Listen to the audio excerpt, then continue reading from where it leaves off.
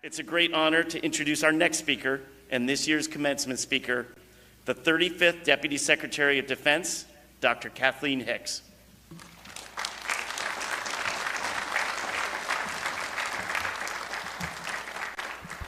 Thank you, John, for the introduction, and good morning, everyone. Vice Admiral Noonan, congratulations on an historic first year, and thank you for your exceptional leadership of this academy. Rear Admiral Ballard, thank you for your commitment and service to this academy and to this outstanding class, and to Rear Admiral Phillips and all the distinguished guests on stage and in the audience today. Thank you for supporting these midshipmen since plebe year to now and beyond. It's really an honor for me to be here to celebrate with all of you as these graduates transition from midshipmen to ensigns and second lieutenants. You know, this class has accomplished so much already. Completing plebe year and becoming midshipmen is a major accomplishment, but surviving your plebe year and your sea year during a global pandemic and separated from many of your classmates brought a whole new level of challenge. But you didn't just survive, you thrived. I'm deeply impressed by the breadth of your leadership and your commitment to public service. You are midshipmen, but you are also EMTs and volunteer firefighters, tutors and guide dog trainers, club leaders and humanitarian aid workers, all-American athletes and trailblazers. In fact, you are the first class to ever have 2 female regimental commanders, and you're the first graduating class to have a female superintendent. And for the first time in 20 years, the football team beat Coast Guard and brought home the Secretary's Cup 4 years in a row. So in my book, you are also the champions. If all of this is a reflection of your future, and I believe it is, your potential is endless. And to all the parents and grandparents, aunts and uncles, close friends and coaches, the kids are all right. In fact, you can see that they're more than all right, and they're no longer kids. How proud you should all be of your graduates. Thank you for all you have done to support them as they cross the finish line, but also every step along the way. And thank you for all you will do to support them in the future. But most importantly, to this year's graduating class, congratulations. You've endured school exams, last week's demanding licensing exams, tests of your physical strength and stamina, and tests of your will and your patience. And those are just the trials and tribulations you faced in the past 3 weeks. And I bet you were thrilled to ring the bell after it was all over. Not to mention, while other college students might have been spending their summers vacationing or taking a breather, each of your summers were committed to working and completing credit hours. So your work and determination over the past 4 years is a particular point of pride for all of us here today, and a well-deserved congratulations is in order to each of you on this major accomplishment. Kings Point is a special place to be from, and I know in these last weeks as midshipmen, there has been quite a bit of reflection on that, on all you've overcome to get where you are in this moment and what you've achieved, on how much you've stretched yourselves and grown, and on the memories that you will take with you, including those gorgeous storybook sunsets over Long Island Sound that I've heard so much about. Whether you're commissioning today in the active duty service, Navy, Marine Corps, Army, Coast Guard, or Air Force, or to serve as a Navy reservist while you work in the U.S. maritime industry, all of you will be crucial in advancing the U.S. military's top priority of defending this nation. And while we confront many challenges around this world, our greatest challenge is outpacing our strategic competitors. Take the challenge we face with the People's Republic of China, which is the only strategic competitor to the United States with the will and increasingly the capability to remake the international order that's given so much benefit to so many for so long. Our goal is to deter aggression because competition doesn't mean conflict. And part of deterrence is making sure our adversaries understand the costs and folly of pursuing outright conflict. As in any competition, our lead is not guaranteed. We have to earn it continuously. It is truly all hands on deck. So America will need her merchant mariners. As you've learned here at Kings Point, U.S. merchant marines have long played a vital role in contributing to the defense and security of our nation. From the enormous sacrifices merchant mariners made in World War II, when they experienced the highest casualty rates of any U.S. service, to conflict in Korea and Vietnam, where mariners brought between 75 and 95% of U.S. troops and supplies to those theaters, to the first Gulf War, when your predecessors delivered over 12 million tons of vehicles, helicopters, ammunition, fuel, cargo, and other supplies and equipment, to the wars in Iraq and Afghanistan, which merchant mariners under Military Sea Lift Command supported by shipping tens of billions of gallons of fuel and hundreds of millions of square feet of combat equipment and supplies, enough to fill thousands of fields like this one. Simply put, again and again throughout history, America's merchant mariners have delivered. And today, merchant mariners remain an indispensable component of our national defense because they continue to deliver. To Europe, where more than 70 vessels have helped bring supplies and equipment to U.S. allies and partners after Russia once again invaded Ukraine.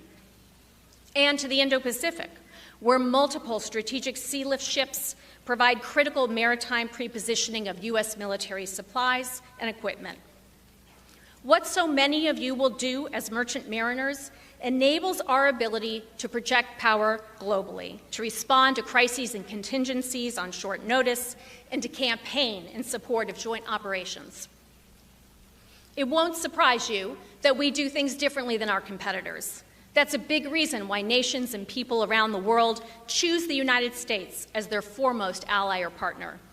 For instance, we don't use maritime militias in ways that undermine regional stability, international law, and countries' shared desire for a free and open Indo-Pacific. We don't seek to invade our neighbors, and we don't plan to use civilian ferries as camouflage for military action. That would only bring risks to civilian shipping. But it's not primarily the equipment or the tactics that make our military the world's best. Perhaps the most important advantage we have over our competitors is you, your talent, your training, and the responsibility we place in you, all of which will serve you well as you enter a complex world. They will help you navigate an operating environment that's challenging, complicated, and contested.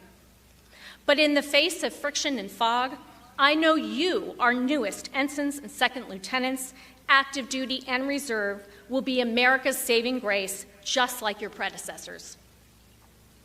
In the U.S. military, we're confident in our junior officers' ability, in your ability to get the job done, to lead, to figure it out, as you've often heard throughout your education here. That's not true of our competitors. So the responsibility we place on you, that is a key ingredient in the secret sauce that makes our military the finest and fiercest fighting force in the entire world. And that's why here at the Merchant Marine Academy, the United States of America has been investing in you, making you into leaders, and we are all impressed by the results. You received an education and training that is second to none and fitting for the challenges you will soon face. You had the opportunity to forge unbreakable bonds with all those around you, with professors, friends, and classmates, all of whom care deeply about you and your future and vice versa. And that is a lifelong gift. I'm sure you learned very quickly that you could not get through the demands of student life here alone. And believe it or not, you will soon learn that the need for teammates, the need for your shipmates, might be one of the most valuable takeaways of your student career, your military career, and your life. Every graduate here has their own story to tell about why they chose service. A few days ago, I spoke with some of you about this. Some told me you decided to serve because you wanted to continue the camaraderie that you've already experienced here at the Academy. Others have been called by a sense of adventure. As a class, you've crisscrossed the seas to hundreds of ports around the world. Very few people can say that. Some of you have parents, grandparents, older siblings, or friends that preceded you. And through their stories of service, you saw yourself and envisioned how the military could be part of your narrative too. Others were steered by an inner compass to be part of something larger than yourself. Or you were inspired to do something that would challenge you each and every day. And the military offers all of these things: adventure, a challenge, a common purpose, and so much more. Whatever your reasons, whatever those values that drove you here, because of your education and training at Kings Point, you are ready to put them into practice. You have survived the rigor built into your academic program, and you've overcome adversities that no one could have predicted. And now the people of the United States are trusting you to lead. And I can say this with confidence: you have endured the best test of what is to come. And the fantastic news is that you have succeeded. And there's no reason to believe that streak won't continue. That should give you confidence. So here's my advice to you. You will have tough calls and have to make the right choices. You will have challenges, and the only way will be through. You will rise and fall as a team, and that means that you will have to look out for your people, those to your left, to your right, and in front and behind you, and you will need to let them in to look after you. No matter where you serve, in the military or civilian careers, you will be part of a unit. Ensuring the trust and safety of that unit is paramount to maintaining cohesion, connection, and camaraderie. So even as we as a nation put an extraordinary amount of trust in you to advise and provide counsel, to use your own discretion to solve problems and make timely decisions and to execute, we expect you to earn that trust. It's not just a privilege, it comes with responsibility to complete the mission and take care of your people. When uniformed leaders take care of their people, U.S. military readiness skyrockets. And who is responsible for taking care of their people? Who is a leader? Every one of us who is called to serve in civilian or military capacities. That's why Secretary of Defense Austin has made taking care of our people a top priority for every leader, every service member. The heart of knowing how to lead and leading well is knowing what's right, what's wrong, and acting on it. It's that simple. Whether you're at sea or ashore, whether you're the lowest ranking or the person in charge, if you see bad behavior, say something, do the right thing. Don't tolerate hateful speech or hazing or bullying or sexual harassment, often a precursor to sexual assault or sexual assault itself. I know that members of this class have championed victim advocacy. You've shaped policies like through Embark to ensure every mariner builds a respectful culture. And you've demanded support to survivors of sexual assault and other crimes and to hold perpetrators accountable to help prevent these crimes from happening in the first place. You've also demanded better mental health services and the recognition that mental health is health. And I know for a fact that the formidable bonds that you have made and the trust you have built with one another have been defining aspects of your experiences here at the Academy. That's no mistake. That's actually a feature of your education, and you will soon see how far it will take you and how it's meant to bring out the best in you. So when crises occur, step up, be a leader, and take care of your people. Each of you deserves the career that you envision and that you will continue to work hard for. I, for one, have been struck by your stories of grit and determination. Take one of your fellow midshipmen who, on his second sailing expedition, was bitten 14 times by a black widow spider. With venom 15 times stronger than that of a rattlesnake, he was temporarily paralyzed from the waist down. He recovered, and today he will be commissioning active duty Navy. And take another classmate who volunteered his rare free time in the Academy's EMT program and ended up delivering a baby in the ambulance on the way to the hospital. These are only two of the many of your stories of hardship and courage and sacrifice. So as you step off this stage today, know that you are ready and we are ready for you. And I look forward to seeing all the ways that you shape the world for the better.